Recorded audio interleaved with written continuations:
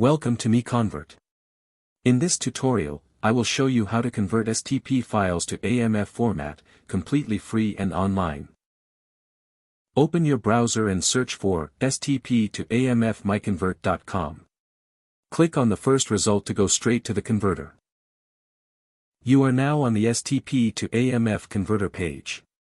The interface is clean and easy to use. Let's upload a file. Click the Choose File button. A file picker will open. Select the STP file you want to convert, then click Open. Your file is loaded and ready.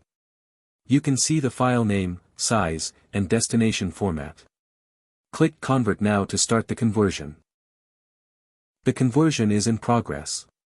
You can see the progress bar moving. This usually takes just a few seconds. Done. Your file has been successfully converted. Click Download to save the AMF file to your computer. That's it. Visit MiConvert.com for more free conversion tools.